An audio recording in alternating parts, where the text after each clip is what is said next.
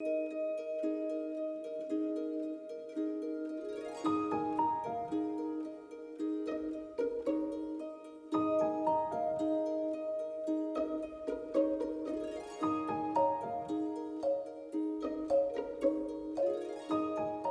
people see me opening a pop-up book or they opening it themselves, they get surprised because this flat object is all of a sudden turning into a sculpture. Colette Fu is a photographer based in Philadelphia.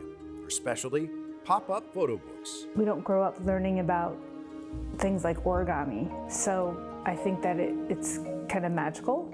Her specialty, pop-up photo books. I got my degree in photography, and shortly after graduating, I wanted to do something more hands-on. I went into the bookstore and discovered that there's this whole world of pop-up books.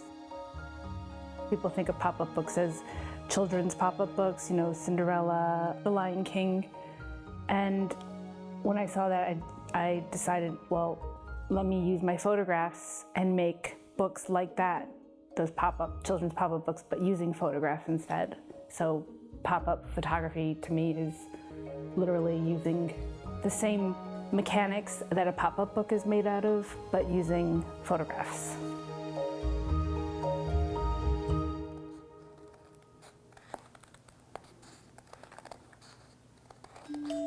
Colette says her dad always wanted her to be an engineer. Now Colette calls herself a paper engineer. In addition to photos, she sometimes adds wood or textiles to make the books feel more sculptural. So the first books that I made, I used photographs that I had already taken in grad school for my thesis project.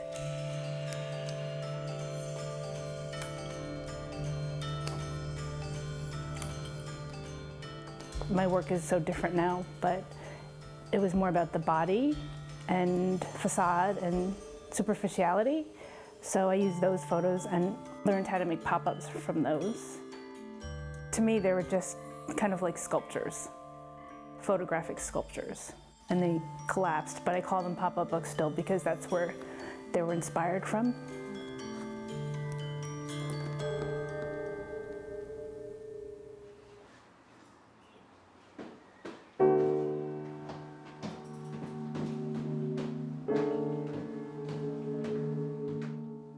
Growing up in New Jersey, I didn't have any Chinese friends. I didn't really want to identify as Chinese. I was a very shy kid, and a lot of people would say things like chink or make fun of me because I was Chinese. And I didn't understand any of that. I just physically did not want to look Chinese to kids that would call out things.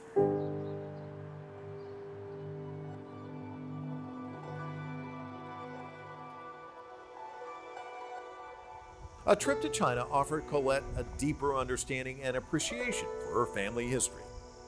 The first time I went to China was right after graduating from college. The dean from one of the universities there, when we were traveling to Yunnan, to Kunming, which is the capital of Yunnan, he asked me if I wanted to teach English. So I was like, okay. And he said, we'll pay for everything. Most of the students were from different minority groups within the province. And so during that time, I learned also that my mom was one of those, from one of those minority groups called the Yi.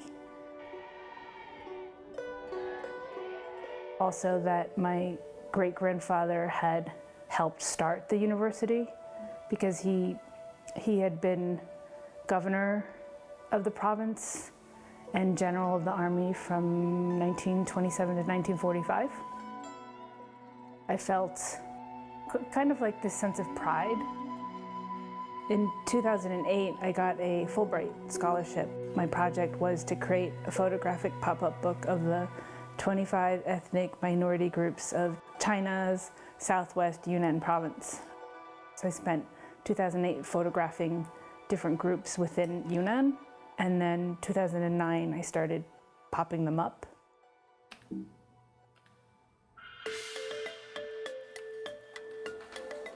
Colette's work continued to bring her back to China. 2014, I went as an artist in residence in Shanghai. And that's the time that I decided to travel outside of Yunnan. So I went to other provinces. So I was able to use all of that monetary award to travel in those 6 months to places like Xinjiang, which is northwest China. It's very far from Shanghai, and Inner Mongolia.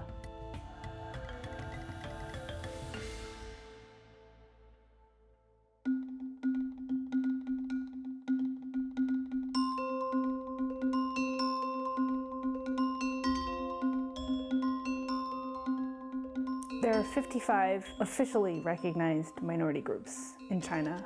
There's 56 nationalities, 55 minorities. The majority is the Han.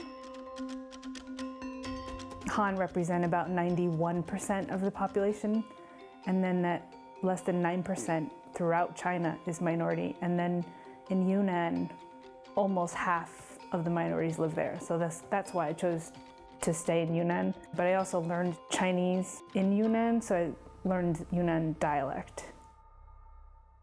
I guess part of it was growing up, I had darker skin or wavier hair or bigger build. And then when I went to Yunnan, it was just a really weird experience to just sitting on the bus and looking across and seeing this other Chinese person that was like, oh wow, we look really alike. They don't think that we look really alike, but I'm not used to seeing people that look so similar here.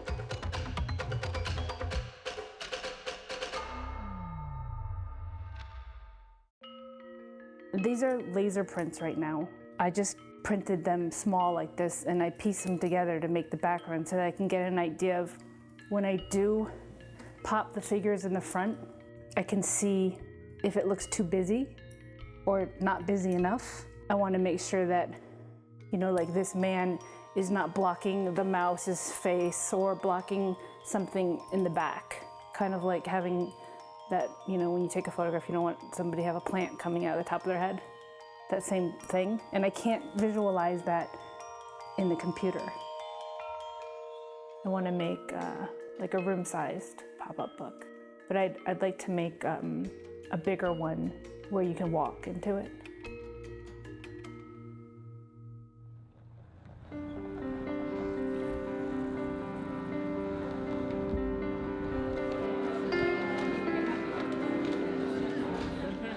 We shall open the book with great fanfare, people with horns, and great fanfare, people with petals, yes, and then an official measuring.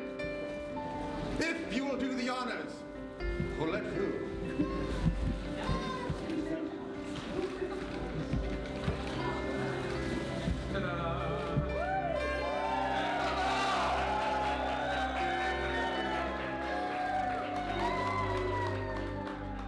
Just had an official measuring ceremony for the Guinness Book of World Records world's largest pop-up book. It measured 13 feet, 10 inches by 21 feet, and I think an inch.